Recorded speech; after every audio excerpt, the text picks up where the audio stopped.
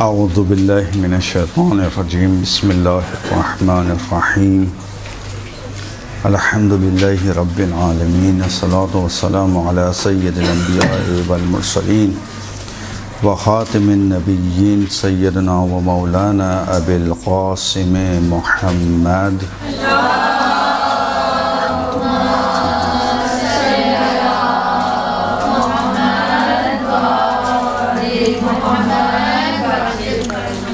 وآل بیتہ الطیبین الطاہرین المعصومین المظلومین المنتجبین ولعنۃ اللہ علی اعدائہم اجمعین اما بعد۔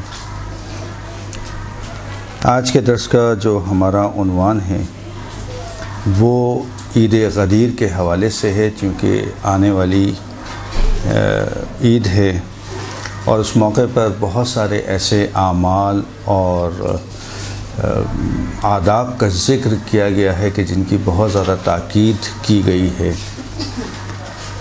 اور یقینی طور پر ان 4 عیدوں میں کہ جن کا اسلام میں بہت زیادہ ذکر کیا گیا ہے، ان میں سے ایک بڑی اور بزرگ ترین عید غدیر ہے۔ یہاں تک کہ چھٹے امام جعفر صادق علیہ السلام سے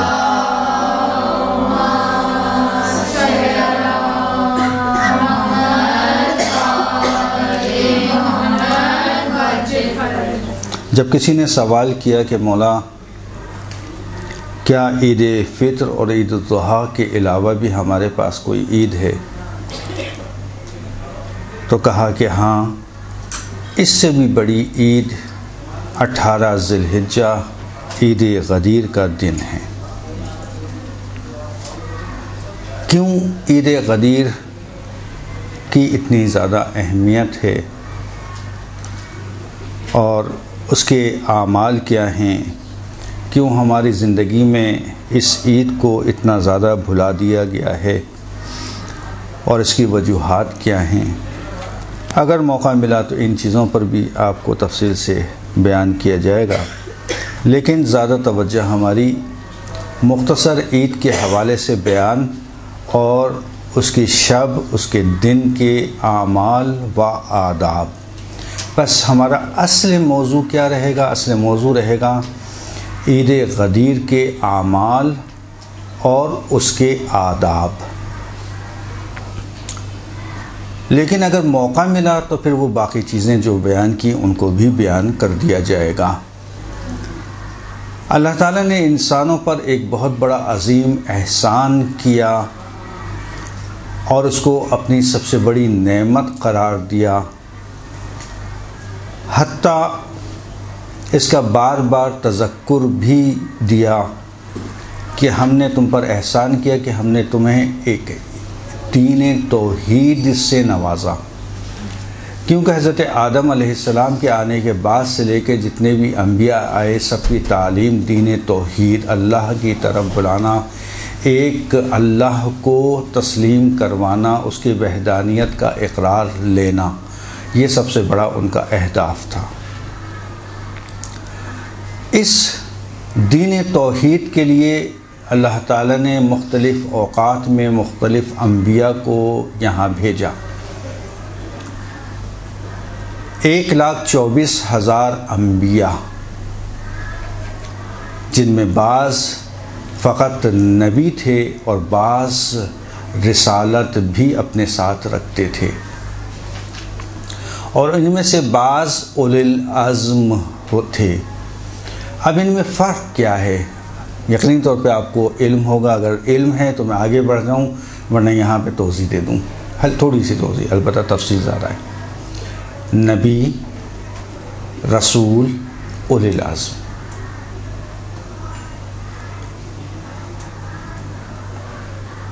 دیکھیں، نبی وہ ہوتے ہیں کہ جو اللہ تعالیٰ کی طرف سے منصوص ہوتے ہیں، منصوب ہوتے ہیں، لیکن ان کا کام لوگوں کو دین توحیدی کی تبلیغ کرنا نہیں ہے، ان کا وجود اس علاقے میں کافی ہوتا ہے۔ مثلا ہمارے کسی محلے کے اندر ایک ایسا بزرگ موجود ہو کہ جو واقع تقوی و پرہیزگاری کی اعلیٰ منزل پر ہو، اس کی شہرت ہو، تو اس کا وجود ہمارے محلے میں بہت ساری نیکیوں کا باعث بنتا ہے۔ خاندان کا ایک بزرگ خاندان کے جمع کرنے میں بڑی مددگار ثابت ہوتا ہے، اور وہاں پر جو بھی اختلافات ہوتے ہیں، جو بھی مشکلات ہوتی ہیں، جو بھی مسائل ہوتے ہیں، وہ اس کے پاس لے کے جاتے ہیں، اس سے حل کراتے ہیں۔ یقینی طور پہ آپ نے دیکھا ہوگا جن خاندان میں بزرگ موجود ہوتے ہیں، لیکن اس وقت جب تک زندہ رہتا ہے اس وقت اس کی اہمیت کا اندازہ ہم کو نہیں ہو پاتا، لیکن جب وہ اس دنیا سے چلا جاتا ہے تو اس کے بعد ہمیں اندازہ ہوتا ہے کہ کتنی بڑی نعمت ہم سے چھن گئی، کہ جب کوئی دو بھائیوں میں اختلاف ہوا خاندان کے بزرگ کے پاس چلے گئے، بہنوں میں اختلاف ہوا خاندان کے بزرگ کے پاس چلے گئے، شادی بیاہ کے مسئلے میں یا XYZ کسی اور مسئلے کے اندر کوئی اختلاف ہوتا ہے، اس بزرگ کے پاس جاتے ہیں، اس کے سامنے پیش کرتے ہیں، اس کا ادب احترام کرتے ہیں، جو وہ فیصلہ کرتے ہیں اس کے اوپر ہم عمل کر لیتے ہیں۔ لیکن جب وہ ہمارے درمیان سے چلے جاتا ہے تو ہمیں اندازہ ہو جاتا ہے کہ کتنی بڑی نعمت ہم سے چلے گئی، اب ہم کس کے پاس جائیں۔ اسی طرح محلے، خاندان کے علاوہ محلہ، محلے کے علاوہ پھر شہر، یہ جو بزرگ ہوتے ہیں ان کی نہ فقط یہ کہ اختلافات اور اس طرح کے مسائل کو حل کرتے ہیں، بلکہ ان کا وجود ہی باعث رحمت ہوتا ہے۔ یقینی طور پہ آپ نے وہ سنا ہوگا کہ حجت سے خالی نہیں رہ سکتی زمین، تو بہت ساری جگہوں پہ ایسے تھے کہ رسالت جو ہے وہ نہیں تھی اور چلی گئی، یعنی انبیاء کا انتقال ہو گیا، چلے گئے یہاں اس دنیا سے، لیکن نبی ہر وقت ہر جگہ موجود رہے۔ ممکن ہے بہت سارے نبیوں کے اسامی ہمیں نہیں پتہ۔ اب سوال یہ ہوتا ہے کہ جناب بہت سے عرب میں آئے سارے، نہیں، ایسا نہیں ہے، ہمارے علم میں نہیں ہے، ہو سکتا ہے کہ ہندوستان میں آئے ہوں، ہو سکتا ہے سری لنکا میں آئے ہوں، ہو سکتا ہے چین میں آئے ہوں، ہو سکتا ہے امریکہ میں آئے، اگر امریکہ اس زمانے میں تھا تو صحیح، لیکن ہمیں علم ہونا ضروری نہیں، بس ان کا وجود ایک باعث رحمت ہوتا ہے، ان کا کام یہ۔ اس کے علاوہ ایک رسول ہوتا ہے، رسول کا کام جو ہے وہ شریعت کا پہنچانا ہوتا ہے، پیغام کا پہنچانا ہوتا ہے اللہ کی طرف سے، صحیح۔ اس رسول کی ذمہ داری یہ ہے کہ جو وہاں سے وحی ہوئی ہے، جو پیغام وہاں سے آیا ہے، وہ معاشرے کے لوگوں تک، عوام تک، لوگوں تک پہنچا دیا جائے، یعنی یہ رسالت کا کام کرتے ہیں۔ اس کے علاوہ بعض انبیاء ایسے ہوتے ہیں کہ جن کے پاس شریعت موجود ہوتی ہے، مثلا حضرت موسیٰ کے پاس ان کی اپنی شریعت موجود تھی، اس شریعت کو لوگوں تک پہنچانا، ان کے ساتھ جو انبیاء تھے انہوں نے انہی کی شریعت کو آگے پہنچایا، یعنی دیکھیں موسیٰ شریعت لے کر آئے ہیں، شریعت کا پیغام پہنچایا ہے، باقی انبیاء جو ان کے ساتھ ہیں انہوں نے اس پیغام کو آگے پہنچایا ہے۔ اسی طرح سے جو شریعت لے کے آتے ہیں انہی انبیاء کو کہا جاتا ہے اولی العزم۔ یقینی طور میں ان میں بعض خصوصیات ایسی تھیں جن کا ذکر یہاں پہ مناسب ہے، ان کو اولی العزم کہا جاتا ہے۔ بہرحال اب اسی طرح سے اللہ نے وہ مختلف اوقات میں انبیاء بھیجے، رسول بھیجے، تاکہ دین توحید کی طرف لوگوں کو مائل کیا جائے، لیکن اسی دین توحیدی کو کمال کی منزل تک پہنچانے کے لیے اللہ تعالیٰ نے آخر میں اپنے وجہ کائنات کو بھیجا، اسی لیے اس پر احسان جتلایا، اور سورہ آل عمران کی 164ویں آیت میں اللہ تعالیٰ نے فرمایا لقد من اللہ علی المؤمنین اذ بعث فیہم رسولا من انفسہم یتلو علیہم آیاتہ ویزکیہم ویعلمہم الکتاب والحکمہ وإن كانوا من قبل لفی ضلال مبین۔ سورہ آل عمران کی 164ویں آیت۔ اس آیت کی خصوصیت یہ ہے کہ اللہ تعالیٰ یہاں پر ایک احسان کو بتا رہا ہے کہ ہم نے تم پر احسان کیا، یعنی کیا؟ بغیر بتائے اگر وہ آپ سے سوال کرتا یہ معقول نہیں تھا قیامت کے دن اللہ تعالیٰ آپ سے سوال کر سکتا تھا کہ دین توحید کون سا ہے، کیا تم نے احکامات انجام دیے، تم نے نماز کیوں نہیں پڑھی، تم نے روزے کیوں نہیں رکھی۔ یہ قبیح کام تھا، کیونکہ اصول کے اندر ہمارے پاس ایک قاعدہ ہے، قبح عقاب بلا بیان، ایک قاعدہ ہے، یعنی اللہ تعالیٰ کی طرف سے عدل کا اس کے تقاضا یہ ہے، حکمت کا تقاضا یہ ہے کہ اللہ تعالیٰ وہ چیزیں جو بیان نہیں کرتا اس کے بارے میں ہم سے سوال نہیں کرے گا۔ بس یہاں پہ احسان جتلایا کہ ہم نے رسول دیے تمہارے نفوس کے اندر سے، تمہارے جیسے جسم رکھنے والے، تم جیسے تمہارے درمیان سے، کہ جنہوں نے تمہیں آیات قرآنی سنائیں، تزکیہ کروایا، حکمت کی تعلیم دی۔ اسی طرح سے یقینی طور پر جب اللہ تعالیٰ احسان جتلا رہا ہے تو احسان کا مطلب یہ ہوا کہ کوئی عظیم منزلت والی چیز آپ کے درمیان میں بھیجی پروردگار نے، ورنہ احسان کس چیز کا۔ لیکن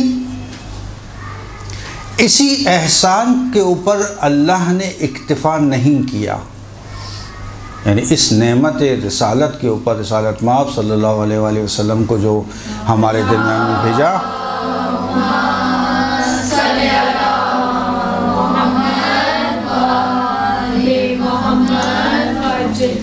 اسی پر اکتفا نہیں کیا، بلکہ کچھ منزل آگے چل کر پروردگار نے ارشاد فرمایا،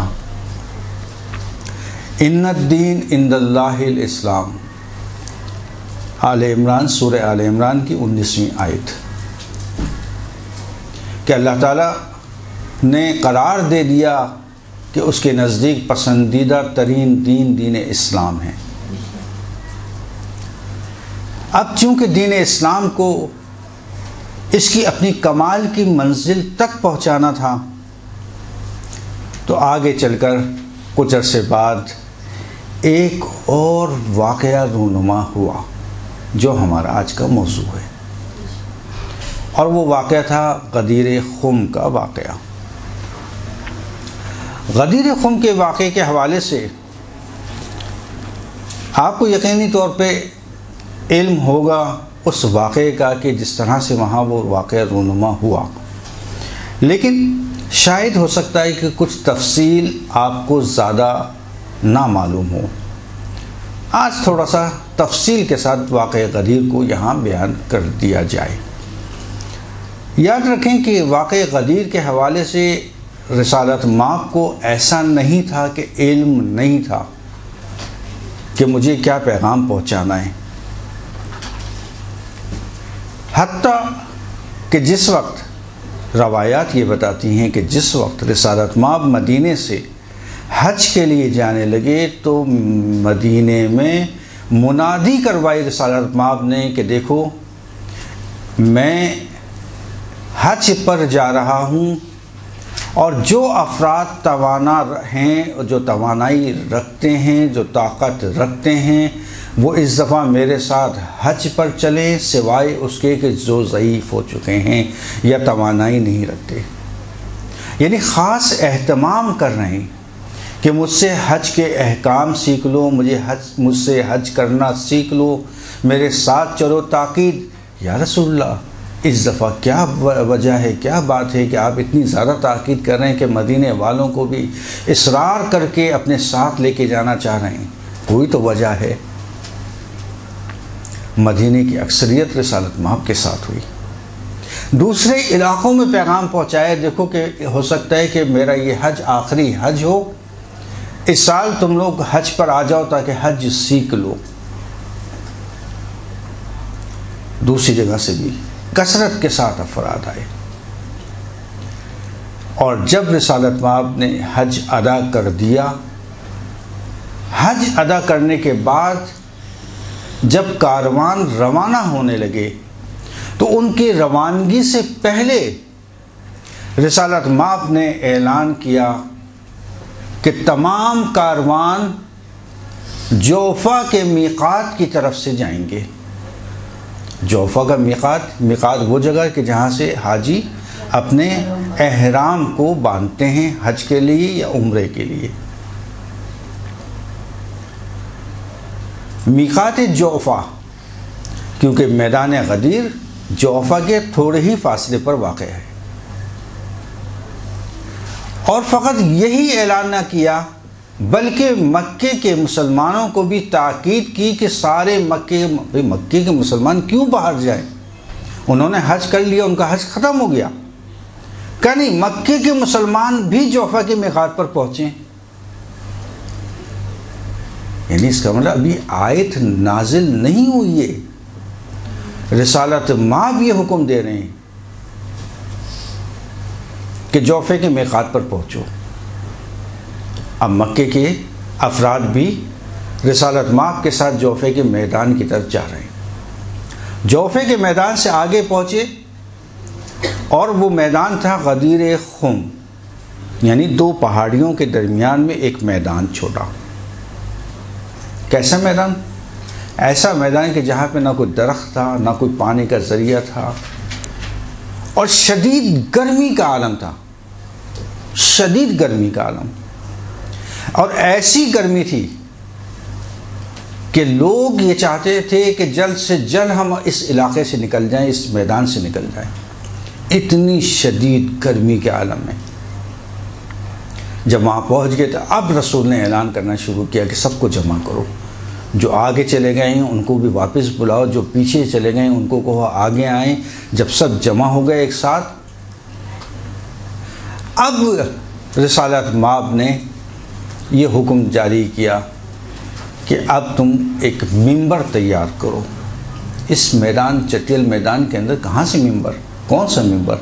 کہ نہیں، اپنے اونٹوں کے پالانوں کو اتارو، اپنے اونٹوں کے پالان ان کو اتارو اور ان کو اتار کر ایک ممبر تیار کرو۔ لوگوں نے بڑی محنت سے، زحمت سے ان پالانوں کو اتارا۔ اس گرمی کے عالم میں، جو میں پہلے بتا چکا ہوں آپ کو، پالان کو اتارنے کے بعد ایک ممبر کو تیار کیا گیا، اور ممبر تیار کرنے کے بعد اب رسالت مآب ممبر کی پہلی منزل پر، پہلی سیڑھی پر، یعنی سب سے اونچی، وہاں کھڑے ہوئے، اور وہاں کھڑے ہونے کے بعد علی کو آواز دی اور علی کو اپنی دوسری سیڑھی کے اوپر کھڑا کیا۔ بلکہ صورتحال اس طرح سے تھی، البتہ کہ آپ لوگ جو تصاویر یہاں پہ شائع ہوتی ہیں اس میں آپ دیکھتے ہیں برابر میں کھڑے ہوئے ہیں اور ہاتھ اٹھایا ہوا ہے، اس کیفیت کو بیان کیا جاتا ہے تصاویر کے اندر۔ لیکن حقیقت یہ ہے کہ جس طریقے سے میں بتا رہا ہوں، روایات میں اس طریقے سے آیا کہ اس طریقے سے انہوں نے کھڑا کیا حضرت علی کو، نیچے کھڑا کیا، بالکل اس طرح سے کہ جو رسول کا چہرہ تھا اور یہاں علی کا چہرہ تھا، اور رسول کے دونوں ہاتھ علی کے کاندھوں پر تھے، ان کو پکڑے ہوئے تھے۔ اب رسالت مآب نے خطبہ دینا شروع کیا، اور خطبہ اگر آپ لوگ مطالعہ کریں تو فقط خطبہ ہی کم سے کم 2.5 سے 3 گھنٹے کا خطبہ ہے وہ، یعنی چھوٹا خطبہ نہیں ہے۔ اس شدید گرمی کے عالم میں، اس مجمع میں، بعض روایت میں 1 لاکھ، بعض میں 1,20,000، بعض میں 1,24,000، بہرحال کثرت کو بیان کر رہی ہے۔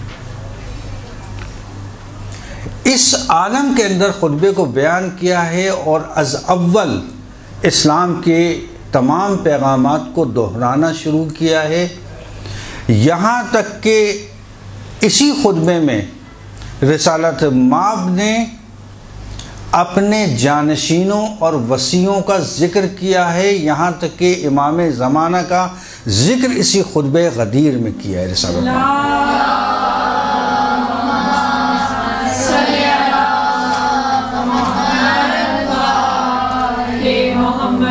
ہمارے یہاں بہت سارے پروگرامز ایسے ہوتے ہیں کہ جس میں ہم مختلف کاموں کو انجام دیتے ہیں، البتہ کہ ثواب کے کام ہیں، لیکن اگر ہم خطبہ غدیر کی محفل برگزار کریں، برپا کریں، جس میں فقط خطبہ غدیر کو عربی متن کے ساتھ، ترجمے کے ساتھ بیان کیا جائے، تاکہ آپ کو اندازہ ہو کہ خطبہ غدیر کے اندر رسالت مآب نے کیا کیا چیزیں بیان کی ہیں۔ اخلاقیات کا چیپٹر الگ، احکام کا چیپٹر الگ، اپنی جانشینی کے چیپٹر کو الگ بیان کیا ہے، اس کے بعد حتیٰ آخر زمان کے مسائل کو بیان کیا، اور حالت 2.5 سے 3 گھنٹے تپتی دھوپ کے اندر سارے لوگ جمع ہیں، بچے بھی ہیں، خواتین بھی ہیں، مرد بھی ہیں، اور حالت یہ بتائی گئی ہے روایات میں کہ اپنی عباؤں کو اتار کر لوگ کبھی اپنے سر پر رکھتے تھے اور کبھی پیروں کے نیچے رکھتے تھے، گرمی کی تپش سے بچنے کے لیے۔ لیکن رسالت، یا رسول اللہ آپ تو اخلاق کے معلم ہیں، بس کیجئے، کیا ضرورت ہے اتنا لمبا خطبہ دینے کی؟ لوگوں کو تکلیف ہو رہی ہے، لوگوں کو اذیت ہو رہی ہے، نہ دیں خطبہ۔ کہا نہیں، تکلیف اور اذیت مومن دینا اس وقت تک حرام ہے کہ جب تک اس کا تعلق دین سے نہ ہو، اور جب دین کا اہم پروگرام دیا جائے، دین کا اہم پیغام دیا جائے، اس میں اگر کسی کو تکلیف بھی ہوتی ہے تو ہونے دو۔ یہ سبق مل رہا ہے یہاں سے۔ ہم دین کا پیغام دیتے ہیں، گھر والے ہماری مخالفت کرتے ہیں، بہن اپنے بھائی کو دین کا پیغام دے رہی ہے، کہا بھی اذیت ہوگی، اس کو ہونے دیں اذیت، فقط ضد نہ ہو۔ اذیت ہونا مسئلہ نہیں ہے، وہ تو آپ کے ہر کام سے ان کو اذیت ہے، جو دینی آپ کام کے اذیت ہے۔ بس رسالت مآب اس موقع پہ خطبہ دے رہے ہیں۔ شاید ہو سکتا ہے کہ بعض افراد نے لکھا کہ ہو سکتا ہے کہ اس کی وجہ یہ ہو کہ اس گرمی کے عالم میں ان سے اونٹوں کے پالانوں کو اٹھوایا اور ان سے اسی پالانوں سے منبر بنوایا، تاکہ یاد رکھیں کہ آخری وقت میں رسالت مآب نے ہم سے کتنی محنت کا کام لیا تھا، شاید اس بہانے سے غدیر کو یاد رکھیں۔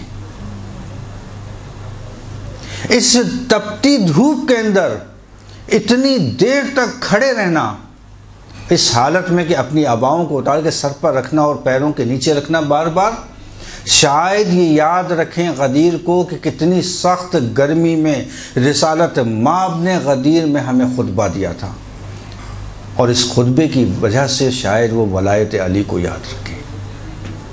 یہ اہتمام کر رہے ہیں رسالت مآب۔ اور واقعہ غدیر کوئی ایک دن کا واقعہ نہیں ہے، یہ 3 دن کے اوپر مشتمل ہے۔ 3 دن تک سب کے سب میدان غدیر کے اندر موجود رہے، 3 دن اس گرمی کے حالت میں۔ یعنی اہمیت دیکھیں، کتنا اہتمام کر رہے ہیں رسالت مآب۔ ایسے موقع پر رسالت مآب نے جب یہ سارا خطبہ دے دیا، اب خطبہ دینے کے بعد سب سے اہم سوال یہ تھا، کیا میں نے اپنا پیغام تم لوگوں تک نہیں پہنچایا؟ کیا اللہ کا پیغام میں نے پہنچا دیا؟ کیا میں نے نماز کا حکم پہنچا دیا؟ کیا روزے کا حکم پہنچا دیا؟ کیا حج کا حکم پہنچا دیا؟ سب اس کے اوپر کہتے رہے، جی رسول اللہ، جی رسول اللہ، جی رسول اللہ، جی رسول اللہ، آپ نے بھی پہنچا دیا۔ کہا اچھا ایک بات اور بتاؤ، کیا تمہارے اپنے نفسوں پر، تمہاری اپنی جانوں کے اوپر تم سے زیادہ اختیار میرا نہیں؟ کتنا اہم سوال ہے۔ اللہ نے خودکشی کو حرام قرار دیا ہے، اللہ نے خودکشی کو حرام قرار دیا ہے۔ انسان اگر اپنی جان لینا چاہے، کہا جائز نہیں تمہارے لیے اپنی جان لینا، کیوں؟ اس لیے خودکشی حرام ہے۔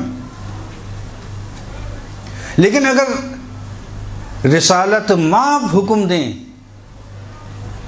کہ یہ چھری اٹھاؤ اور پھیر لو اپنی گردن کے اوپر، تمہارے لیے واجب ہے کہ چھری اٹھاؤ پھیرو اپنی گردن پر۔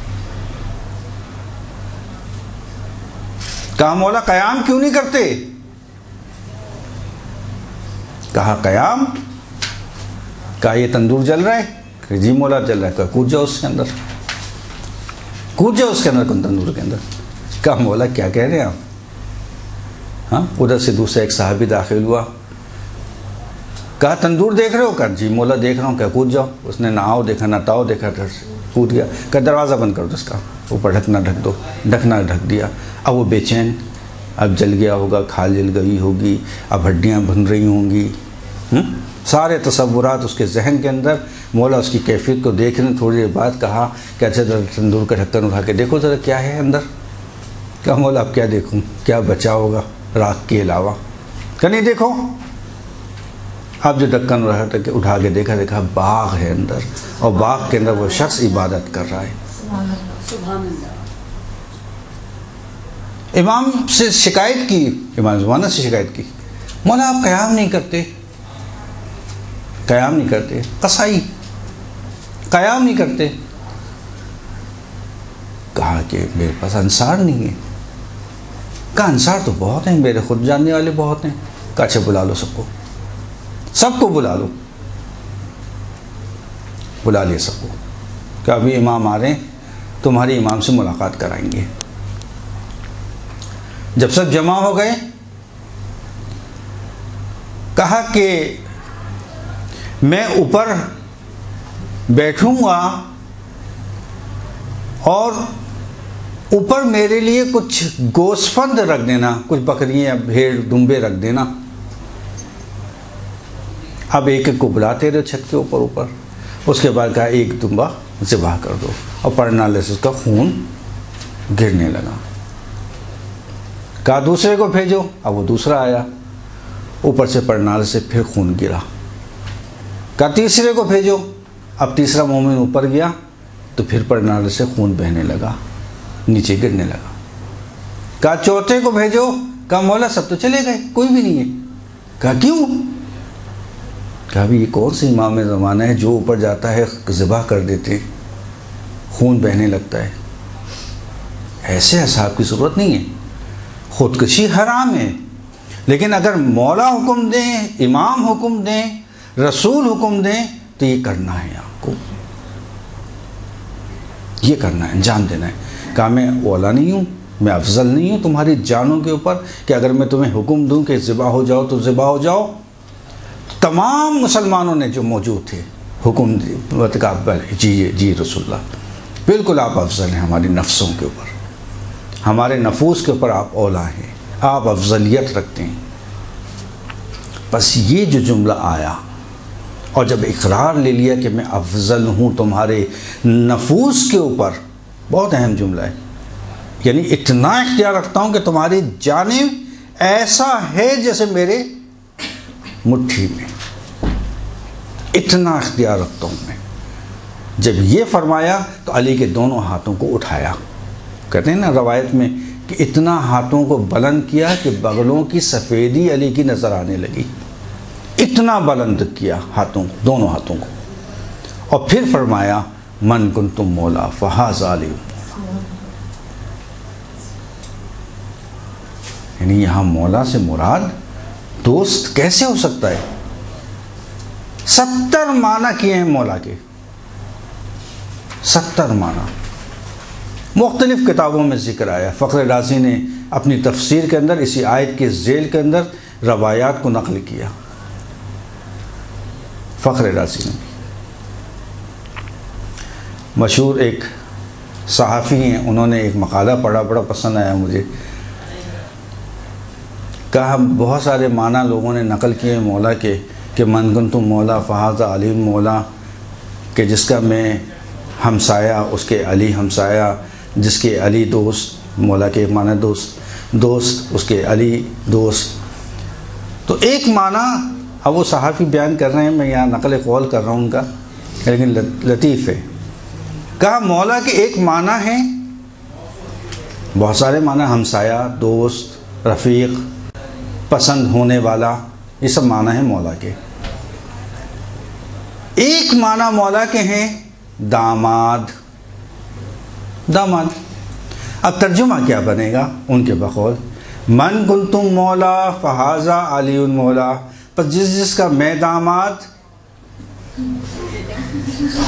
کہیں کیسے ممکن ہے؟ ہے ممکن ہے؟ نہیں ممکن نہیں ہے۔ پس اس کا مطلب یہ ہے کہ اس کے سیاق و سباق کو دیکھا جائے گا کہ یہاں مولا کے معنی کیا نکل رہے ہیں۔ کہا نفوس کے اوپر میں حاوی ہوں، میں افضل ہوں، تمہارے نفوس کے اوپر افضل ہوں میں۔ یعنی اس کا مطلب جس طرح سے میں تمہارے نفوس کے اوپر اختیار رکھتا ہوں، علی بھی تمہارے نفوس پہ اختیار رکھتے ہیں، جو جو اختیار میرے پاس ہیں وہ اختیار علی کے پاس ہے. یہ معنی بنیں گے. اور اس کے بعد دونوں ہاتھوں کو دعا کے لیے بلند کیا، اور دعا کے بعد بلند کرنے کے بعد کیا فرمایا؟ پروردگارا، جو علی کو دوست رکھے اس کو تو دوست رکھ، اور جو علی کو دشمن رکھے اس کو تو دشمن رکھ. یہ واقعہ غدیر فقط یہاں پہ ختم نہیں ہو گیا، کہ جو کہ ہماری محافل میں اکثر بیان کیا جاتا ہے وہ یہاں تک بیان کیا جاتا ہے. یہاں تک ختم نہیں ہوا. اب جب یہ بیان کر دیا، اس کے بعد حکم یہ دیا کہ اسی غدیر کے میدان میں 2 خیمے الگ الگ برابر میں نصب کیے جائیں. ایک میں خود بیٹھے اور ایک میں کہا کہ علی تم بیٹھو، اور تمام لوگوں کو حکم دیا کہ جاؤ ایک ایک کر کے اور ان کو ہم کو مبارکباد دو. یعنی ایک مرتبہ رسالت مآب کے خیمے میں جاتے، ان کو مبارکباد دیتے، اس کے بعد نکل کر علی کے خیمے میں آتے اور علی کو مبارکباد دیتے.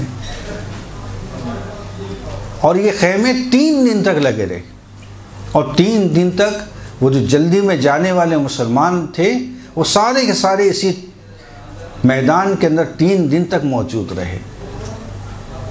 یعنی اہمیت کو بتا رہا ہے کہ کتنی اہم چیز ہمیں عطا ہوئی ہے. آپ دیکھیں بعض مفسرین نے اس کو بیان کیا ہے کہ جو ہم وہاں پہ کہتے ہیں انعمت علیہم سورہ حمد کے اندر، نعمت سے مراد ولایت علی ابن ابی طالب ہے.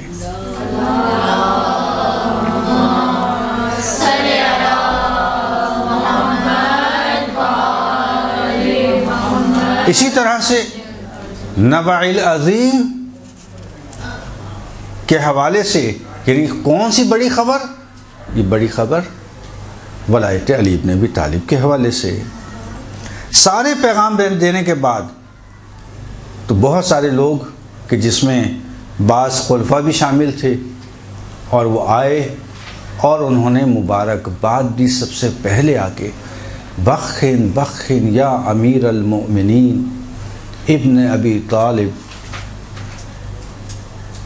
مبارک ہو مبارک ہو اے امیر المومنین ابی طالب کے فرزند، کہ تم ہمارے لوگوں میں مردوں اور عورتوں کے آج سے مولا قرار پائے. دیکھیں ان کی ولایت کا اعلان تو پہلے دن ہو چکا تھا، آج سمجھیں کہ آفیشل اعلان ہو گیا. مثلا ہم دیکھتے ہیں کہ الیکشن میں، ابھی الیکشن گزرے ہیں، الیکشن میں ہوتا ہے کہ اعلان ہو گیا کہ فلاں جیت گیا. کہا جیت تو گیا ہے، جب تک یہ آفیشل اعلان نہیں ہوگا جب تک یہ صحیح نہیں مانا جائے گا. یہ آج آفیشل اعلان ہو گیا کہ علی جانشین رسول ہیں. اس کے بعد مبارکباد کے یہ سلسلہ 3 دن تک جاری رہا، اور 3 دن کے بعد پھر اس کے بعد یہ آیت نازل ہوئی، الیوم اکملت لکم دینکم واتممت علیکم نعمتی، سورہ مائدہ کی آیت نمبر 3. یہاں حدیث ہے چھٹے امام سے کہ فرمایا کہ آج کے دن یعنی 18 ذی الحجہ کے دن دین اسلام کو اللہ نے اپنا محافظ، دین کا محافظ مقرر کرنے کے بعد مکمل کیا. یعنی بتا دیا کہ امامت دین کی محافظت کا نام ہے، کہ جو دین کی محافظت کرتے ہیں. کس طرح سے؟ کہ اگر ان کو جنگ کی ضرورت پڑے تو جنگ کرتے ہیں، اور اگر صلح کی ضرورت پڑے تو صلح کرتے ہیں.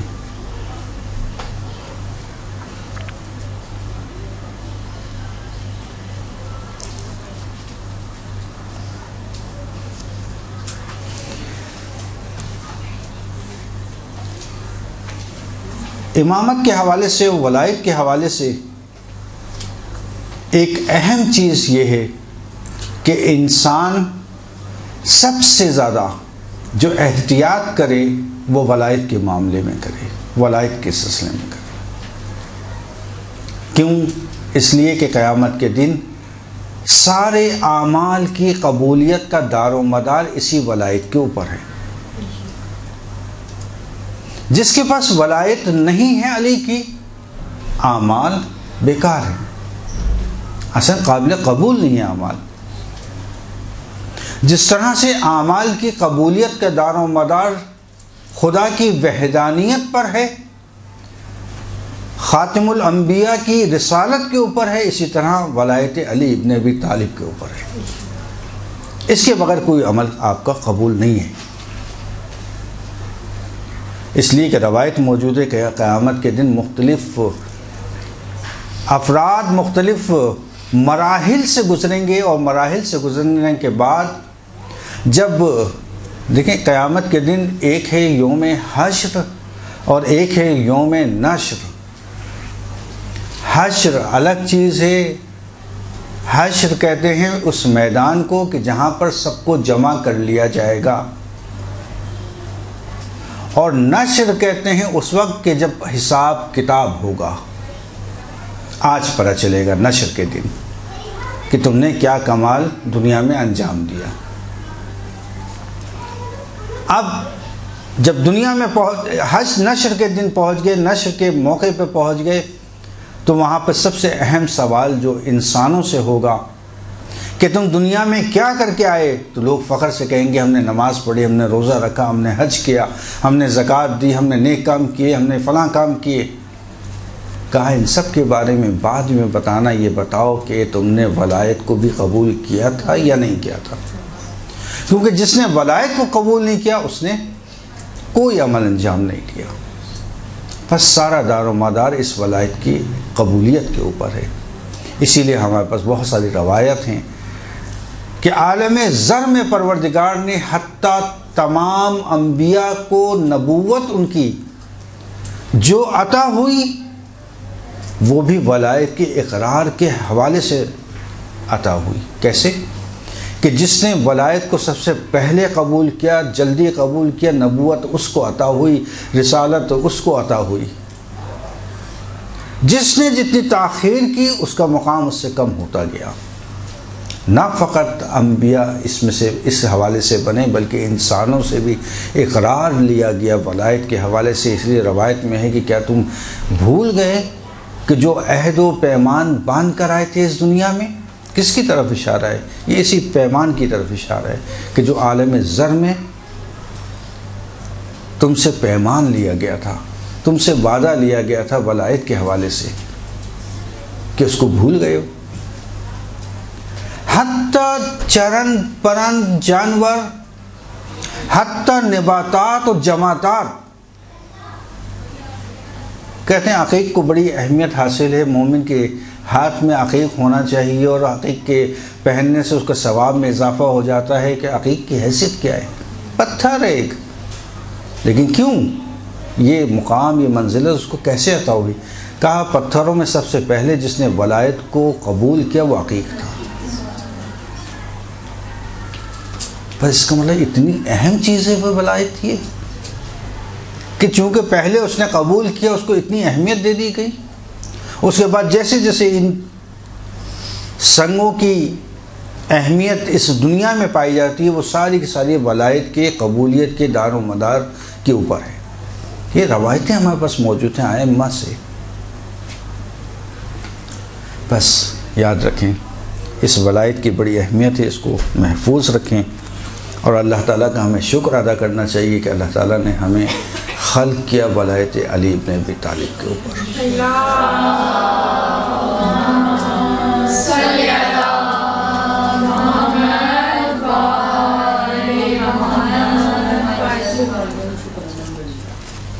اس حوالے سے اگر کوئی سوال ہو تو کر لیں، 5 منٹ ہمارے پاس ہیں۔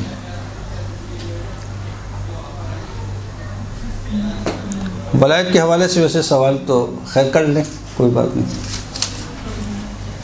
سر جب اتنے واضح طریقے سے اعلان کر دیا گیا تھا اس کے باوجود کتنے لوگ منحرف ہو گئے؟ تو یہ کیا ریزن تھا؟ یہی سوال، یہ سوال ایک روایت میں ہے کہ 8ویں امام کی روایت ہے کہ راوی نے ان سے سوال کیا امام سے کہ امام اتنا واضح جواب دیا گیا، اتنا واضح طریقے سے بتایا گیا، مختلف اوقات میں دعوت ذی العشیرہ سے لے کر اور مختلف مواقعوں کے اوپر، حتیٰ سورہ برات جب نازل ہوئی تو سورہ برات جو ہے وہ کسی اور کو دی گئی کہ جا کے مشرکین کے سامنے سورہ برات پڑھو، قرات کرو، تلاوت کرو، ان کو بتاؤ۔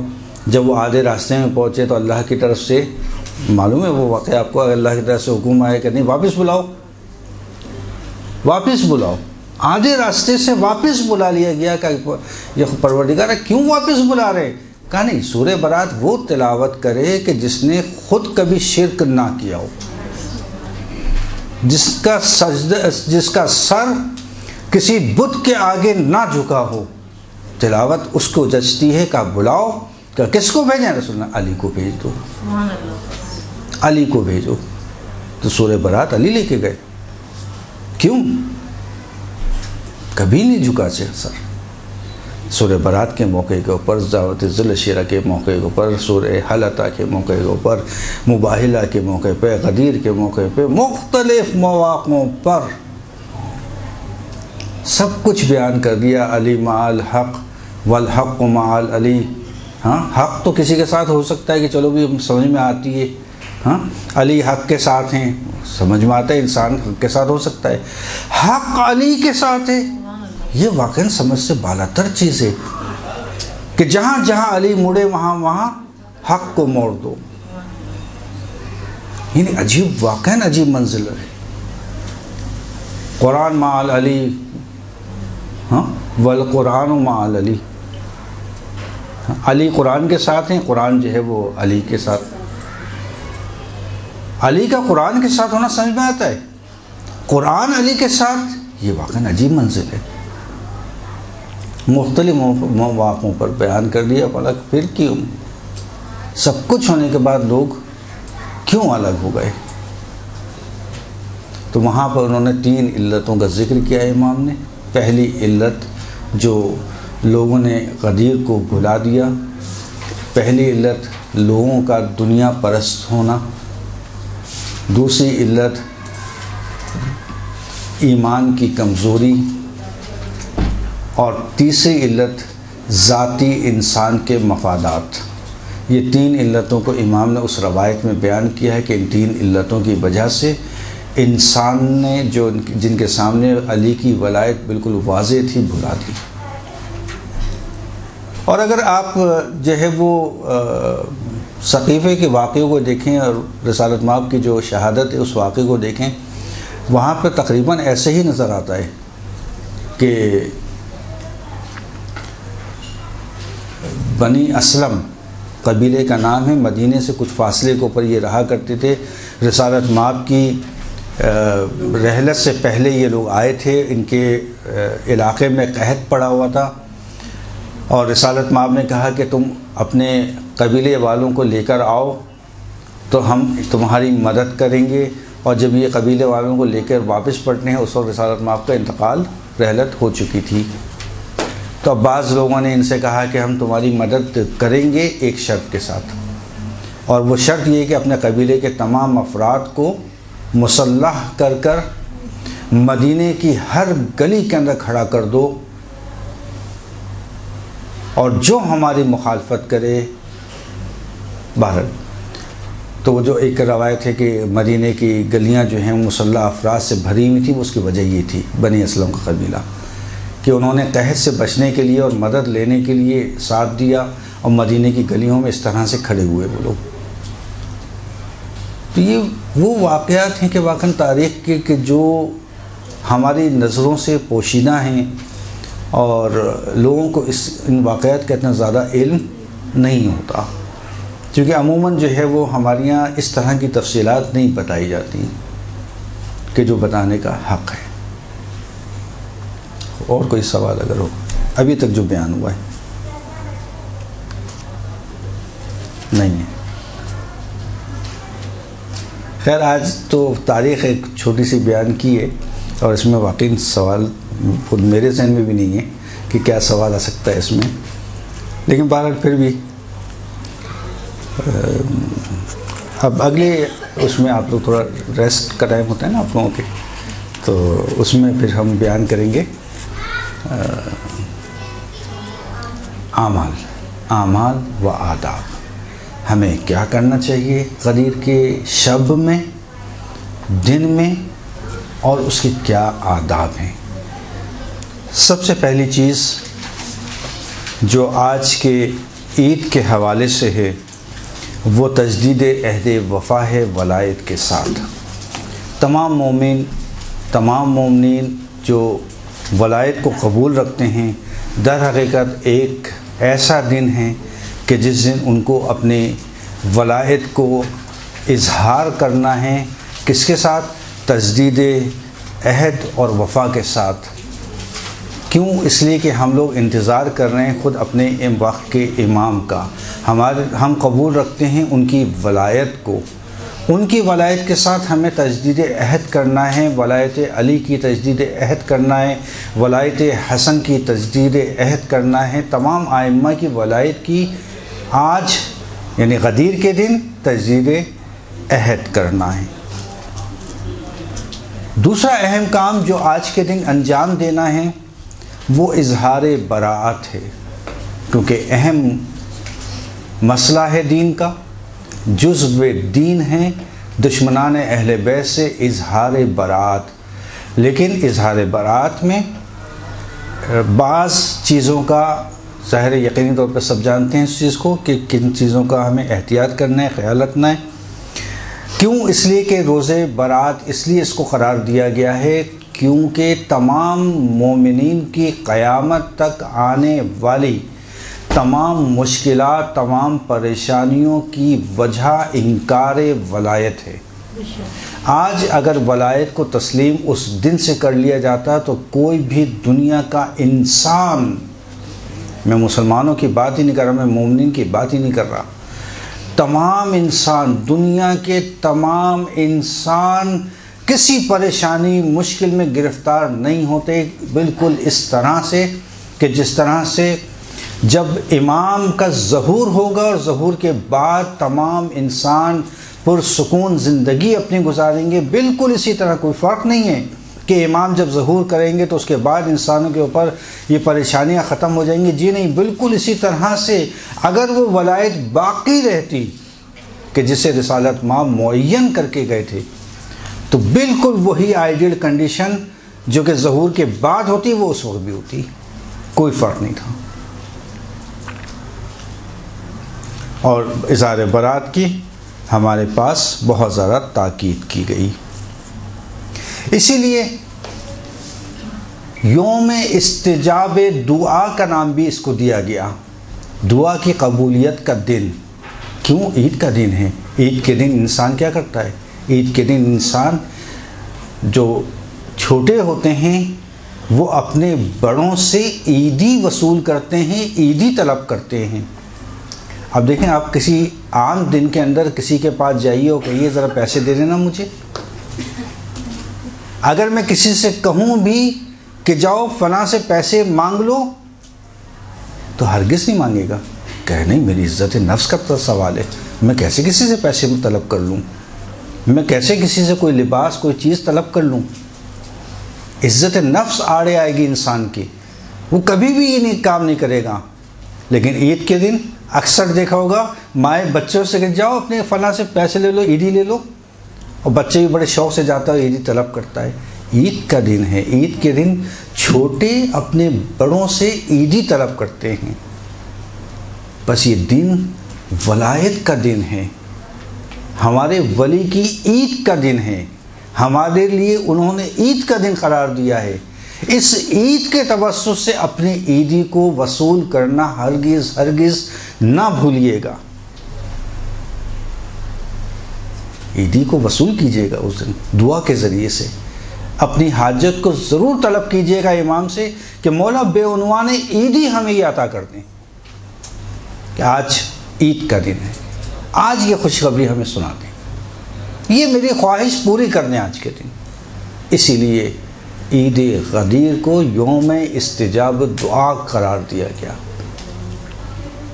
کہ اپنی عیدی امام سے لینا نہ بھولیے۔ اسی لیے اس دن کو مختلف ناموں سے پکارا گیا، مختلف روایات میں مختلف نام آئے ہیں، نام ویسے تو 50 کے قریب ہیں، میں تیزی کے ساتھ آپ کو سناتا ہوں بعض نام۔ اس میں سے بڑے یوم عید الاکبر، بڑی عید، بزرگ عید۔ یوم رضاۃ الرحمن، پروردگار کی خوشنودی کا دن۔ یوم منار الدین، قیام کا دن، روز مشل کا دن۔ یوم القیامہ، قیامت کا دن۔ یوم السرور، شادی یا شادمانی کا دن۔ یوم تبسم، مسکرانے کا دن، تبسم، مسکرانا۔ یوم ارشاد، رہنمائی کا دن، جس دن مومنین کی رہنمائی کی گئی۔ اچھا، اب ایڈریس میں اگر آپ کو بتانا شروع کروں تو شاید لمبا ہو جائے گا، ویسے چلیں بتا دوں کہ آپ لوگوں کو ایڈریس روایتوں میں ہیں مختلف، ضرورت نہیں ہے، خیر چلیں۔ یوم رفع الدرجات، درجات کی بلندی کا دن۔ یوم ولایت کا دن۔ یوم کرامہ، کرامت کا دن۔ یوم کمال الدین، یوم الفصل، حق و باطل کی جدائی کا دن۔ یوم برہان، یوم شاہد و مشہود، یوم زینہ، زینت کا دن۔ یوم میثاق، یوم عہد، ابھی بتایا میں نے، عہد کا دن ہے، میثاق کا دن ہے، تجدید وفا کا دن ہے۔ یوم امن، یوم اہل بیت، یوم عبادہ، یوم اتمام النعمہ، عید آل محمد، یوم شکر، یوم الغدیر، یوم صلاۃ، یوم صوم، یوم فرح، یوم عید، یوم طعام، یوم تبیان اور یوم دلیل۔ یہ مختلف نام ہیں جو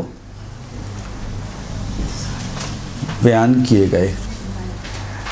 اچھا، میں یہ بتانا چاہ رہا تھا آپ لوگوں کو کہ عید غدیر جو ہے وہ ائمہ نے کیسے منائی، لیکن اس کے پاس ہمارے لیے وقت نہیں ہے، انشاءاللہ پھر کسی موقع پر، صحیح، چونکہ ائمہ نے ہر عید غدیر پہ خاص انداز میں اس کا اہتمام کیا اور عید غدیر کو منایا۔ برحمتك يا أرحم الراحمين وصلى الله على محمد وآله الطاهرين۔